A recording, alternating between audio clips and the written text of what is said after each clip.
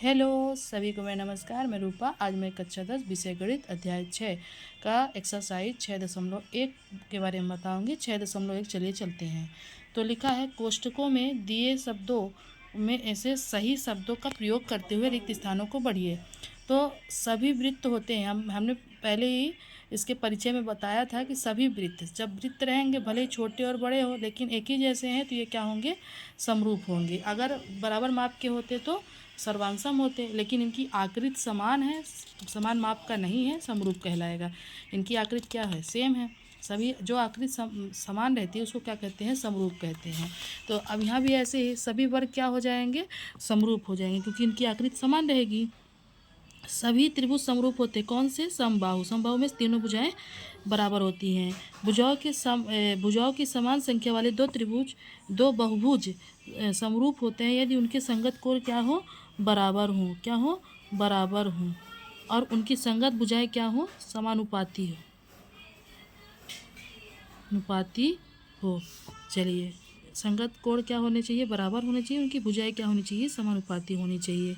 चलिए चलते हैं। निम्नलिखित युग्मों के दो भिन्न भिन्न उदाहरण दीजिए। समरूप आकृतियों के लिए क्या आप उदाहरण देंगे।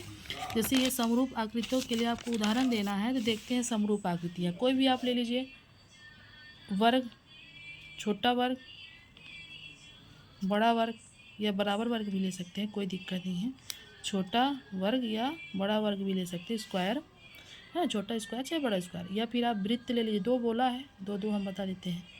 ये वृत्त हो गया एक, ये वृत्त हो गया, है ना, ये हो गया पहला, ये दूसरा।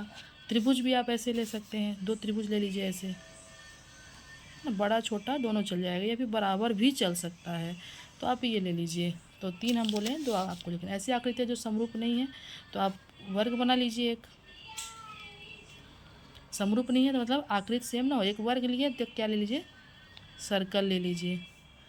एक सर्कल ले लीजिए, एक त्रिभुज ले लीजिए। क्या इनकी आकृति सेम है, नहीं है। तीसरा सवाल है, ऐसी आकृतियाँ जो समरूप नहीं है, मतलब दूसरे का दूसरा नंबर है। और ऐसे दे सकते हैं, एक वर्ग ले लीजिए, एक वर्ग ले लें। क्या ले लें, एक वर्ग ले लें, है ना। और ऐसे दे सकते हैं, एक वर्ग ले लें और एक त्रिभुज ले लें। ये सब समरूप नहीं, आप कोई सा भी लिख लीजिए, दो लिखना है आप, बराबर आकृति की ना हो। जैसे ये वर्ग है तो वर्ग ना हो, कुछ और हो, तो ये क्या कहलाएगा, समरूप नहीं है। चलिए तीसरे सवाल में चलते हैं कि ये बताइए कि निम्नलिखित चतुर्भुज समरूप है या नहीं।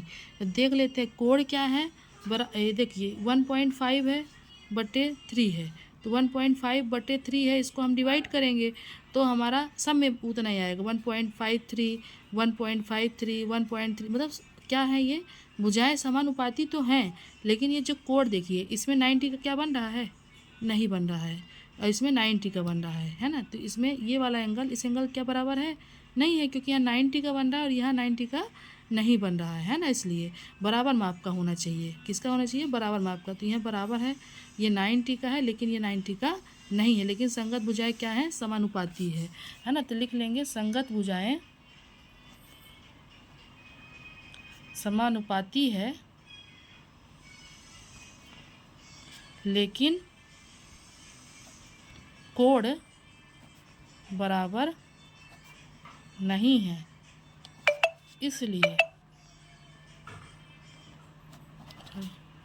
इसलिए क्या हो जाएगा, चतुर्भुज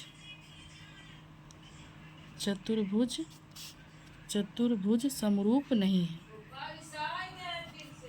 समरूप नहीं है, ये इसका आंसर हो जाएगा। आपको समझना, समझ सकते हैं। 1.5 है, सब में 3 ले लीजिए, काटेंगे इसको, है ना, तो कट जाएगा 3, 0 पॉइंट ये सब आ जाएगा। या फिर आप इसको ऐसे 15/30 लिख सकते हैं। ये एक पॉइंट हटेगा तो यहाँ 0 आ जाएगा। क्या आ जाएगा, 0। जितने मतलब कि एक डिजिट पहले पॉइंट लगाए तो उतने नीचे 0 लगा दो, तो ये एक 0 लग गया। 15 दूनी 30, सब में आप डिवाइड दीजिएगा, देखिएगा इतना आएगा। तो मतलब भुजाएं तो समानुपाती है लेकिन कोण बराबर नहीं है। ये इसके बराबर नहीं है, इसके बराबर नहीं है, इसके बराबर नहीं है, तो ये बराबर नहीं है। Thank you.